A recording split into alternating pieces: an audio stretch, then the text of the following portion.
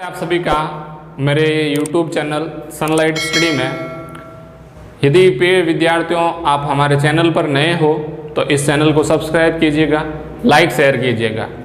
आज के लेक्चर में हम स्टडी करेंगे भौतिक विज्ञान के स्थिर विद्युतिकी का सेकंड चैप्टर है गाउस का नियम तथा इसके अनुप्रयोग।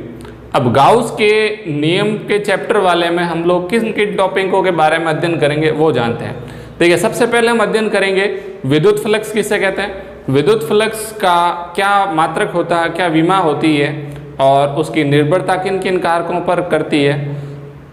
उसके पश्चात सतत आवेश वितरण से क्या तात्पर्य है, उसके कितने पार्ट्स होते हैं और उसका नेक्स्ट टॉपिक रहेगा कूलाम के नियम से गाउस के नियम की उत्पत्ति। तो सबसे पहले हम टॉपिक विद्युत फ्लक्स के बारे में डिस्कस करते हैं। देखिए, विद्युत फ्लक्स को फाई से डिनोट करते हैं और इसको इंग्लिश में बोलते हैं इलेक्ट्रिक फील्ड। अब देखिए, इलेक्ट्रिक फील्ड मतलब हो गया विद्युत क्षेत्र। अब देखिए, इलेक्ट्रिक फ्लक्स है, इसको डिफाइंड कैसे करेंगे, तो इससे डिफाइंड करने के लिए मैं इसको पहले एक डायग्राम से आपको एक्सप्लेन कर देता हूं। देखिए, ये एक मैंने विद्युत क्षेत्र लिया है जिसकी दिशा बताई गई है आपको इस तरफ, और इस विद्युत क्षेत्र में एक कोई बंद पृष्ठ है जो स्थित है। इसको हम लोग किस नाम से जानते हैं, बंद पृष्ठ या पास या लूप, इन नामों से इसको जानते हैं। अब ये बंद पृष्ठ स्थित है विद्युत क्षेत्र में, तो इस विद्युत क्षेत्र में स्थित होने के कारण बंद पृष्ठ में से विद्युत क्षेत्र रेखाएं जो निकल रही है, उन विद्युत क्षेत्र रेखाओं को क्या कहा गया है, विद्युत फ्लक्स कहा गया। तो सबसे पहले मैं इसकी डिफाइन कर देता हूं। इसको कैसे करेंगे, देखिए, जब विद्युत क्षेत्र में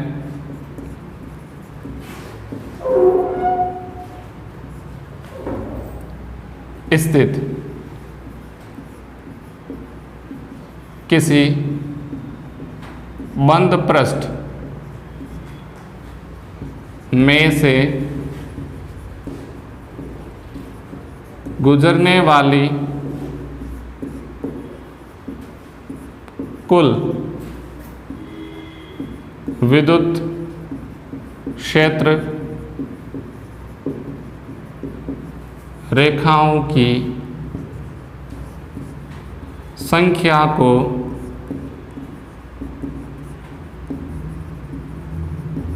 विद्युत फ्लक्स कहते हैं।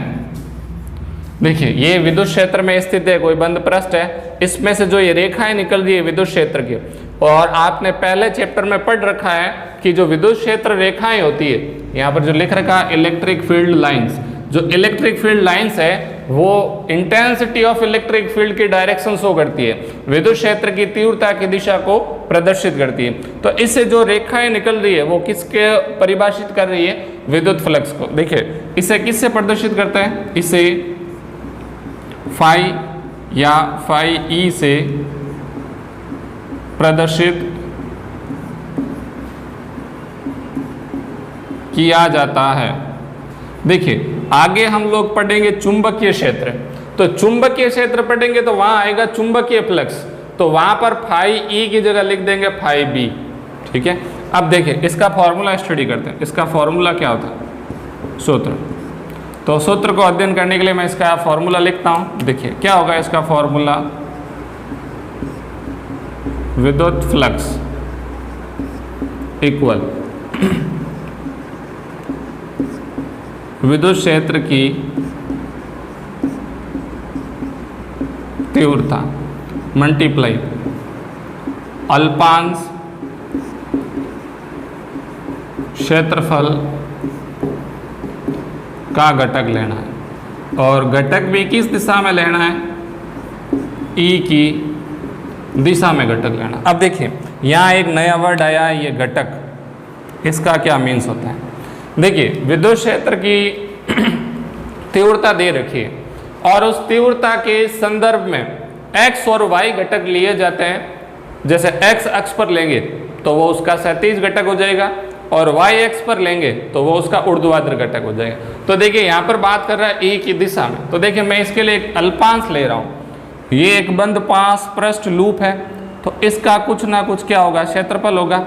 मैंने इसका क्षेत्रफल डिसाइड कर रखा है या कंसिडर कर रखा s है, तो मैंने यहाँ पर अल्पांश लिया तो इस अल्पांश का क्षेत्रफल कितना हो गया, ds। तो देखिए ये अल्पांश है जो इस विद्युत क्षेत्र के साथ एक एंगल मेक कर रहा है थीटा। देखिए इस थीटा को कैसे लिखेंगे, थीटा इक्वल ई वेक्टर तथा ds वेक्टर के मध्य बना कोण है। अब देखिए आपको वहां कह रहा है कि अल्पांश क्षेत्रफल का घटक लेना है, तो अल्पांश क्षेत्रफल ये हो गया और इसका घटक लेना किस डायरेक्शन में, ई डायरेक्शन में। तो मैं इसको इस तरफ रोटेट कर रहा हूं, तो जिस तरफ एंगल मेक होता है उस तरफ रोटेट करने पर cos थीटा आता है। और अगर आपको ऊर्ध्वाधर घटक की बात करें तो देखिए ऊर्ध्वाधर घटक का क्या वैल्यू आएगा, ऊर्ध्वाधर घटक की वैल्यू आएगी ds sin थीटा। आपको तो कौन सी की बात करनी है, ई की दिशा में, तो ई की दिशा में क्या हो गया, ds cos थीटा। तो देखिए इसको मैं कैसा लिख रहा हूँ, फाई इक्वल ई और इसका ds cos थीटा। क्षेत्रफल अल्पांश है तो इसके कारण उत्पन्न विद्युत फ्लक्स की वैल्यू भी क्या हो जाएगी, अल्पांश, डी फाई इक्वल ई ds cos थीटा। अब देखिए हमने ये फिजिक्स में पढ़ा है, जब अल्प राशि आ जाती है और उसको पूर्ण राशियों में बदलना होता है तो हम लोग इंटीग्रेशन करते हैं।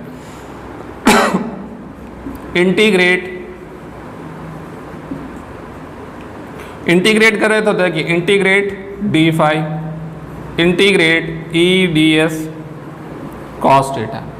अब देखिए यहाँ पर एक साइन लगा रहे हम ऐसा, क्लोज सरफेस, बंद पृष्ठ, क्योंकि यहाँ हमने कैसा लिया, एक बंद पृष्ठ लिया, इसलिए यहाँ पर क्या कर दिया, क्लोज सरफेस बंद पृष्ठ ले लिया। अब ये देखिए डी डिफरेंशियल और इंटीग्रेशन दोनों साइन साथ में प्रयुक्त हो रहे तो ये हो जाएगा कैंसिल, क्या बनेगा, phi equal integration close ds cos theta. अब देखिए इसको और कैसा लिख सकते हैं, ये तो हो गया इसका फॉर्मूला।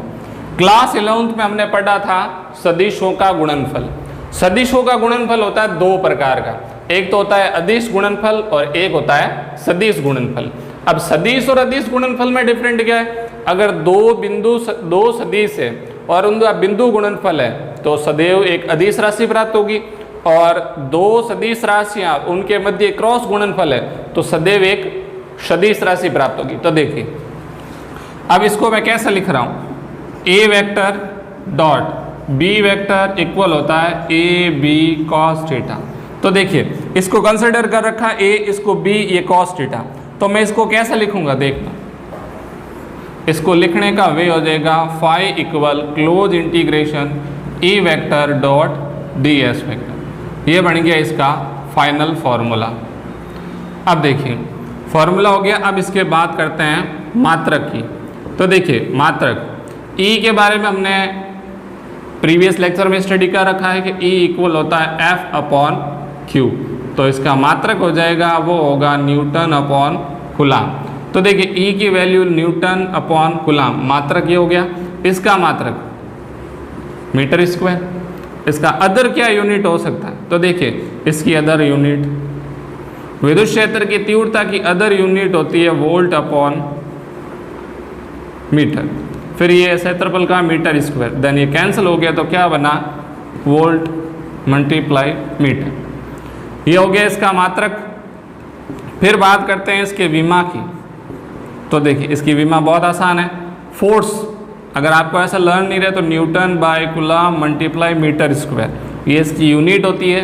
मैं इसकी यूनिट से ही इसकी डायमेंशन फाइंड कर रहा हूँ। तो देखिए डायमेंशन होगी m1 l1 t-2, फोर्स की डायमेंशन होगी, चार्ज की होगी a1 t1, और जो लेंथ है उसकी होती है l1, से एरिया है तो हो जाएगा l2। तो क्या हुआ, m1 l3 t-2 a-1 और t-1। तो फाइनली क्या मैक हुआ, m1 l3 t-3 और a-1। ये हो गई इसकी डायमेंशन। अब देखिए ये हमने पढ़ लिया कि इसका फॉर्मूला क्या होता है, इसकी यूनिट क्या होगी, इसकी डायमेंशन क्या होगी, ये सारा स्टडी कर लिया। एक बार आप इसको स्क्रीनशॉट लीजिए, फिर अगला टॉपिक करते हैं।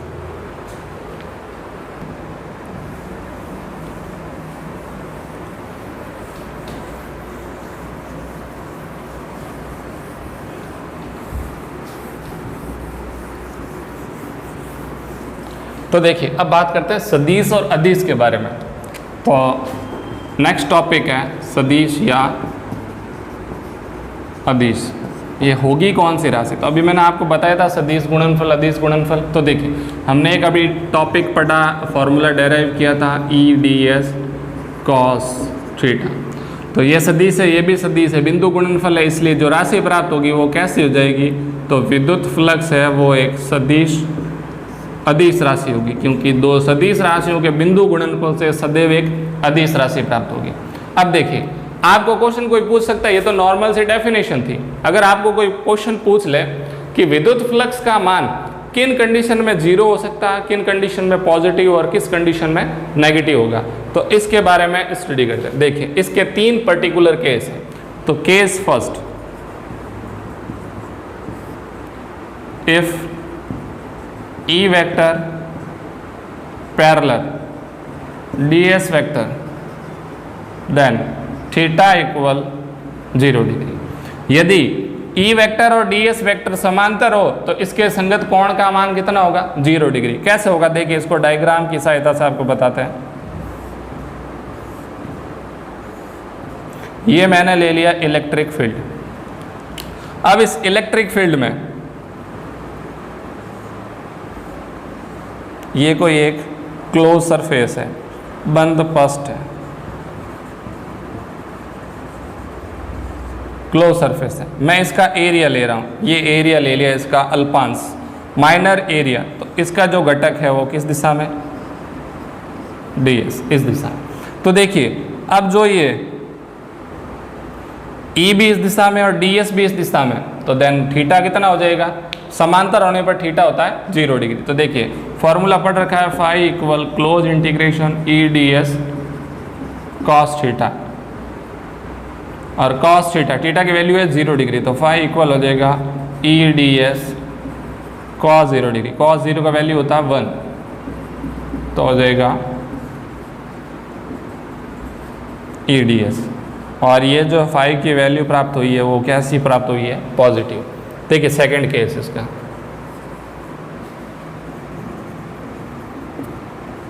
केस सेकंड, ये इलेक्ट्रिक फील्ड है।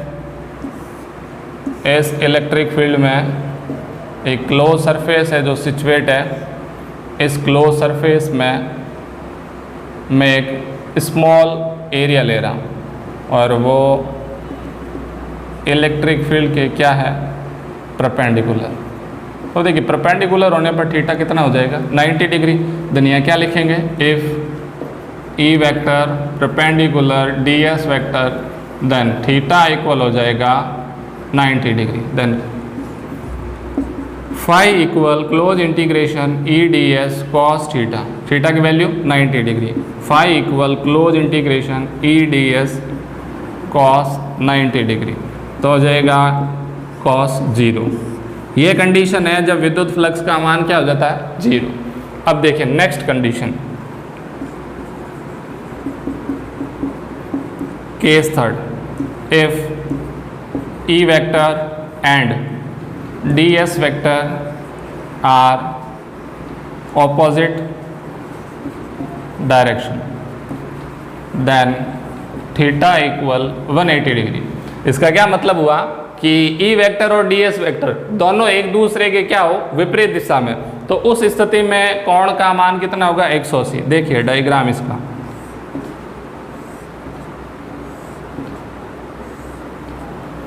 यह है इलेक्ट्रिक फील्ड और इसमें है ये क्लोज सरफेस दे रखा है आपको, और इस क्लोज सरफेस का जो एक स्मॉल एरिया पार्ट लिया वो है ds वेक्टर। देखिए और इस तरफ है e वेक्टर की डायरेक्शन, तो एंगल जो मैक होगा वो एंगल कितना होगा 180। देन फार्मूला यूज़ करते हैं, इसका फार्मूला यूज़ करते हैं तो phi equal close integration e ds cos theta, तो फाई इक्वल हो जाएगा integration e ds cos 180। cos 180 की वैल्यू हो जाती है -1, ये ले लिया -1, तो फाई इक्वल हो जाए close integration e ds -1। Then इस कंडीशन में जो इलेक्ट्रिक फील्ड फाइंड होगा, सॉरी इलेक्ट्रिक फ्लक्स फाइंड होगा, उसकी वैल्यू कैसे होगी नेगेटिव। तो देखिए 3 कंडीशन बताई, तीनों कंडीशन में आपने देख लिया होगा कि फ्लक्स की वैल्यू कब नेगेटिव होगी, कब पॉजिटिव होगी और कब जीरो होगी। आज के लेक्चर में हम स्टडी किया विद्युत फ्लक्स के बारे में, और कल का जो नेक्स्ट लेक्चर रहेगा हमका उसमें स्टडी करेंगे विद्युत फ्लक्स की निर्भरता किन किन कारकों पर करती है, और उसके पश्चात देखेंगे कि सतत आवेश वितरण कंटिन्यूस चार्ज डिस्ट्रीब्यूशन किसे कहते हैं। Continue charge distribution are 3 parts, उसके 3 पार्ट हैं और उनके बारे में भी अध्ययन करेंगे। इससे संबंधित गाउस का नियम भी पढ़ेंगे। तो आपने इस वीडियो को अभी तक लाइक नहीं किया तो लाइक कर दीजिएगा और ज़्यादा से ज़्यादा शेयर कीजिएगा। प्रिय विद्यार्थियों, यदि आप हमारे यूट्यूब चैनल पर नए हो तो इस चैनल को सब्सक्राइब ज़रूर कीजिएगा। Thank you.